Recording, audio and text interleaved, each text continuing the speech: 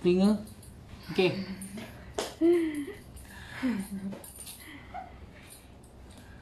Dah live kan? Dah. Okey. Assalamualaikum. Apa khabar? Ni kita puasa yang ke-20 8. 7 ke 26? 27. Lalu terkedar. Okey, 27. Hari ni hari Rabu, tinggal Khamis, Jumaat, Sabtu. 3 hari lagi kita raya. Raya new norm. Cara baru kita raya tahun ni. Cara baru kita beraya tahun ni dengan cara yang baru. Bangun pagi, mandi sunat raya, semayang sunat raya. Kat ruang tamu, lepas tu gerak ke dapur makan, lepas tu gerak balik ke ruang tamu tengok TV. Bosan-bosan tidur. Aktiviti bebas main handphone kalau bosan. Lepas tu petang makan kuih raya, tak ada jalan mana-mana. Jadi duduklah di rumah, stay at home. Kita kurangkan risiko jangkitan COVID-19. Okey. Seperti yang kita tengok, tajuk hari ni ada bawa saya adalah tajuk sakit lutut sakit lutut, knee pain. Sebelum tu saya introduce dulu diri saya. Saya Dr. Andalas dari Klinik Kurnia Batu Pahat, Johor. Klinik Kurnia beroperasi 24 jam mulai 1 Syawal nanti sementara ni sepanjang bulan puasa kita beroperasi dari pukul 8 pagi sehingga 12 malam. 8 pagi 12 malam. Okey, kepakan Klinik Kurnia adalah membantu masyarakat untuk mengetahui status kesihatannya supaya kekal sihat, cergas dan aktif serta dapat tidur lena di malam hari. Klinik Kurnia telah membantu hampir 5,000 orang untuk mengetahui status kesihatannya melalui program-program yang dijalankan sepanjang tahun 2019 dan juga 2020 sehingga Februari kemarin. Program-program kami jalankan melalui pemeriksaan kesihatan percuma di kampung-kampung, di taman-taman perumahan, di dewan-dewan. Termasuk juga di klinik. Okey. Jadi kalau ada yang berminat untuk mengetahui lebih lanjut tentang pemeriksaan yang dijalankan oleh Klinik Kurnia, boleh hubungi 0112952424. Okey. Saya buka cermata nak tengok tak berapa jelas Okey, hari ni kita bawa sihat kita bertajuk sakit lutut sakit lutut. Dia orang bagi kes, saya pun tak pasti kes tadi ni. Ada seorang pemain bola sepak umur 8 tahun. Dia bermain bola sepak dan bermain konsisten lah. Lepas tu pada hari permainan 2 hari lepas dia mengalami kecederaan pada lutut sebelah kanan. Apabila saya ingin menendang bola, saya terdengar bunyi pop pada lutut kanan saya. Kemudian saya terjatuh dan tidak dapat bangun semula. Saya terpaksa berhenti main. Beberapa jam kemudian lutut saya bengkak dan sangat sakit. Saya tidak berjalan sehingga sekarang dan lutut saya semakin sakit. Aktiviti harian dan tidur pada waktu malam juga terganggu oleh hal ini. Dia tanya apakah menyebabkan sakit lutut kanan saya itu. Okey, kalau ikut daripada yang dia kata, daripada waktu bersukan dia mengalami istilah pop dengan bunyi dan jatuh, kemungkinan apa yang alami adalah kecederaan pada ligamen. Ligamen sebelah kanan sebelah lutut kanan dia tu. Dan kecederaan ini sebaiknya, saya tak tahu dia, kalau pemain profesional pasti akan dinilai oleh doktor lah. Sebaiknya akan perlu berjumpa dengan doktor untuk meneruskan atau untuk beri penilaian rawatan apa yang diperlukan, sama ada perlu pembedahan atau tidak, atau boleh just rehat sementara. Untuk for time being bolehlah letak ais pada kawasan bengkak lutut dan ambil ubat tahan sakit. Itu adalah berkaitan dengan sakit lutut. Actually dia lebih berefek pada ligamen. Kalau itu waktunya berdasarkan situ. Tapi kita tak nak bercerita hanya tentang apa kes tu. Kita nak tahu apakah sakit lutut ni sebenarnya. Sakit lutut ni adalah masalah apa yang paling common yang selalu dialami, terutama yang orang berumur dan juga pemain-pemain sukan ataupun yang apa, yalah, yang aktif bersukan. Kadang tak aktif bersukan pun boleh jadi juga, yang mana ialah yang masalah biasa yang boleh berasal daripada mana-mana struktur tulang yang melibatkan sendi lutut, ataupun lutut tu sendiri, ataupun ligamen atau tulang rawan dalam lutut tu, itu. Dan kesakitan ni akan bertambah teruk bila dia melakukan aktiviti-aktiviti senaman yang melibatkan geseran dan juga pergerakan lutut tu.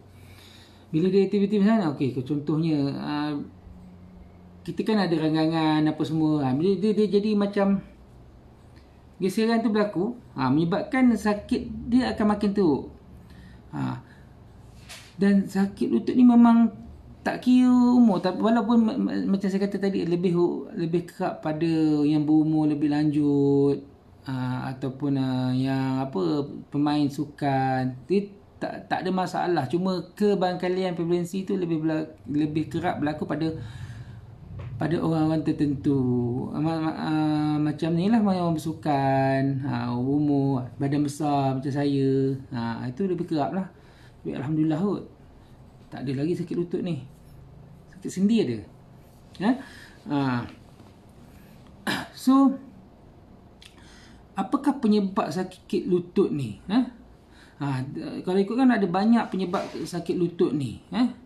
Antara puncanya adalah dipanggil apa? Dia peradangan pada dipanggil busa. Busa ada kantung di bawah kulit sendi mengandung sejenis cair yang membantu mencegah geseran. Membantu mencegah geseran kasar semasa pergerakan. Bursitis dipanggil. Atau peradangan pada itulah. Itu salah satu. Yang kedua, penyebabnya kalau kita dislocate. Berarti dislocate ni kepala lutut tu, sendi lutut tu teralih. Dia bengkak lah jadi. Berarti atas ni ada patella dipanggil apa? Ada patella, itu lutut. Benda tu, lutut tu balik lah. Dislocate, balik tempat yang lain. Yang lain boleh jadi apa? Ada OA, osteoarthritis, ataupun ada ligament tear. Ada juga patah tulang, memang sah-sah lah akan menyebabkan patah tulang pada lutut lah. Berarti trauma secara langsung kepada tulang lutut tu sendiri. Berarti patah atau keretakan pada lutut tu, itu menyebabkan akan sakit. Jadi benda-benda ni akan memerlukan pemeriksaan yang lebih serius lah kalau patah tulang. Macam tadi saya kata osteoarthritis, ada ligament tear, kecederaan ligament. Lepas tu ada juga yang rheumatoid arthritis, ada juga gout, ataupun jangkitan kuman dipanggil septic arthritis di sendi lutut, bengkak lutut, dan mana membawakan demam. Kalau septic arthritis ni memang perlu antibiotik lah. Kita akan bagi antibiotik, ataupun kita tengok dulu bengkak tu. Berarti dalam semua sakit lutut ni kita perlu berjumpa doktor untuk asas apakah penyebabnya sakit lutut tu. Jadi daripada cerita pesakit tu, kita akan cuba membuat kesimpulan apakah diagnos dia, ataupun permulaan dia berlaku macam mana. Kita tak boleh mengatakan berarti dalam lutut tu saja ada berbagai diagnos yang kita boleh bagi, dan semua berdasarkan bagaimana dia berlaku, sebab kemungkinan. Jadi faktor-faktor bila kita bertanya tu akan menentukan juga rawatan yang diberi. Kalau katakan dulu jatuh, aksiden apa semua, dia sakit lutut, kita mungkin perlu x-ray sebab kita takut dia patah. Kalau tak ada apa-apa, dia kata tak ada apa-apa, tiba-tiba sakit sakit tu betul tekan sakit, mungkin dia ada gout, mesti dia mungkin osteoarthritis.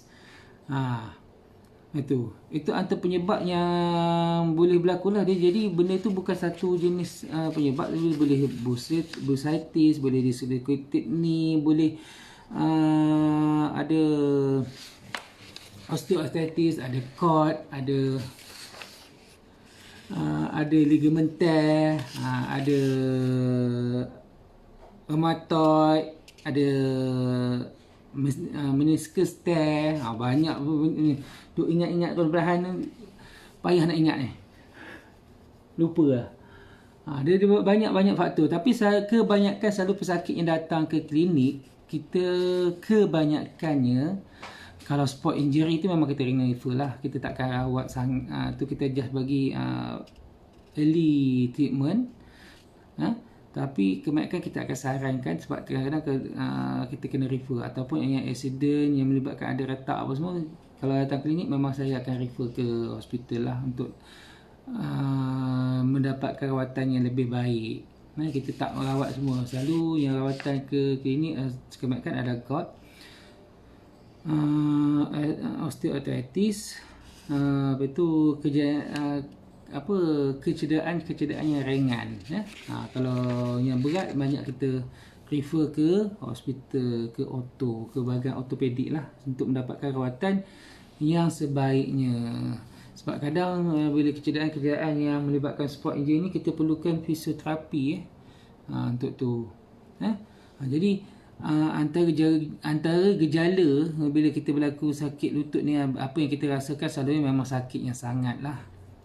Sakit yang sangat, betul dia akan berlaku kesukaran berjalan. Betul bila jalan pun kadang-kadang ada gait, dia ada ketidakstabilan. Kita bayang gait ni dia macam jalan tu, kita tengok kaki dia hirut ke, dia tempang ke, kita tengok kadang bila berlaku tu tempang ni macam limping, dia jalan tu macam tak stabil lah. Itu satu.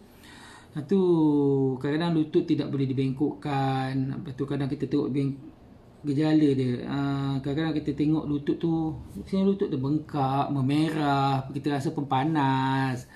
Lepas tu bila satu sakit lutut, satu sakit, kita mengalihkan berat badan kita ataupun semua di kaki yang satu lagi. Jadi bila pesakit masuk, buka pintu je selalu. Selalu saya memang perhatikan bila pesakit masuk, walaupun apa, kita akan nampak dia ada kemungkinan ada ni, dia masuk kita perhatikan daripada mula dia jalan, daripada dia buka pintu, staff akan buka pintu, dia masuk berjalan tu, kita tengok, kita boleh tahu selalunya dia ada masalah apa, kemungkinan kaki ataupun itulah, kalau untuk berkaitan dengan lutut lah. Apa itu, selalunya pesakit juga tak mampu untuk berdiri dengan lama atau berjalan lama, kadang-kadang boleh berlaku kekejangan. Okey, apakah rawatan yang selalu kita lakukan? Macam saya beritahu tadi, selalu kita kena tahu dulu apa sebab apakah diagnosis dia. Apakah diagnosis dia, baru kita akan beri rawatan berdasarkan pada diagnosisnya. Sebab kalau macam gout, kita akan bagi rawatan untuk gout. Kalau kita ligament tear, kena dapatkan fisioterapi juga selain pada ubatan sakit. Kalau kata patah, memang kita, kalau perlu buat intervention, perlu pembedahan, kita akan buat pembedahan. Kadang-kadang setengah ligament pun kena ada terputus ke apa, perlu buat pembedahan.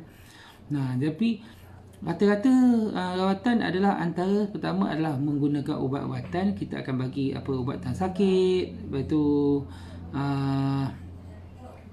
kadang-kadang kita bagi steroid untuk kurangkan proses peradangan. Lepas tu sampai tu kita akan rujuk untuk fisioterapi supaya dia mampu menguatkan otot-otot yang ada di sekeliling tu.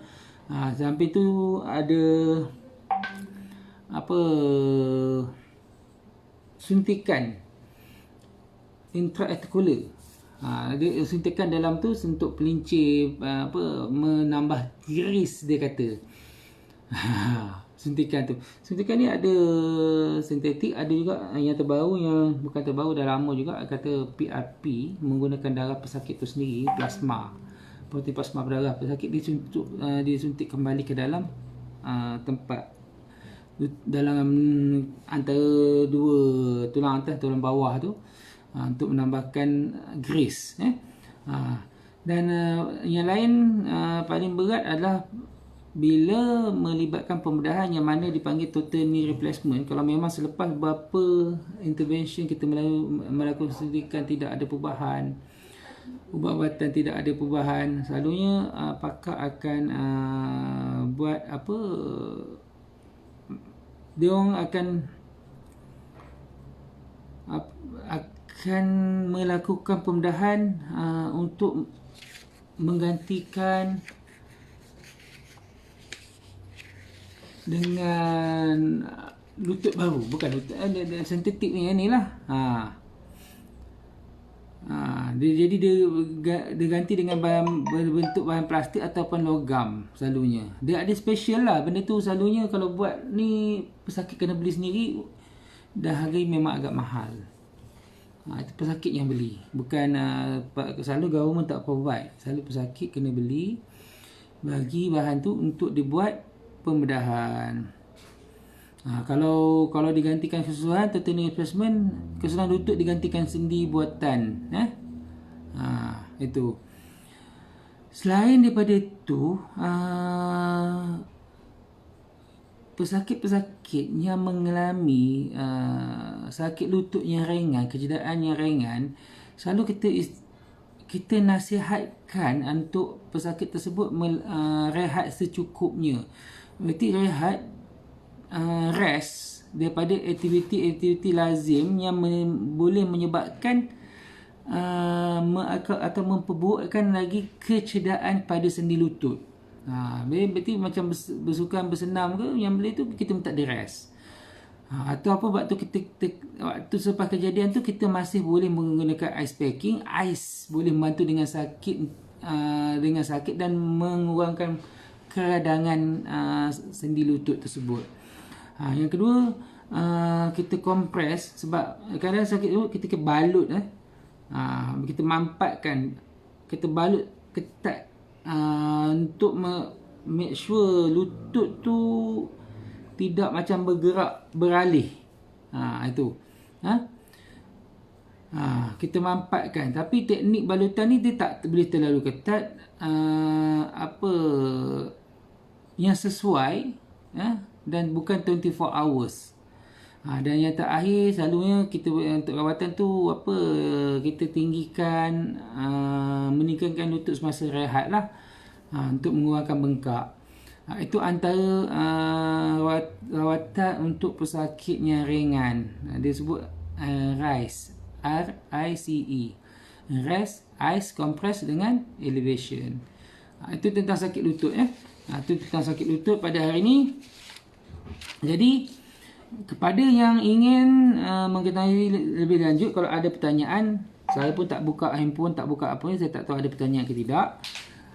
Boleh bertanya di ruang komen, nanti kita cuba jawab.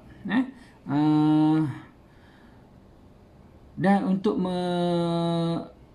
rawatan yang simple-simple macam saya beritahu tadi, setakat GOT, osteoarthritis, boleh datang untuk ke klinik Kurnia untuk bertanya dengan lebih lanjut, ataupun boleh WhatsApp klinik Kurnia di talian 0112952448. Ya.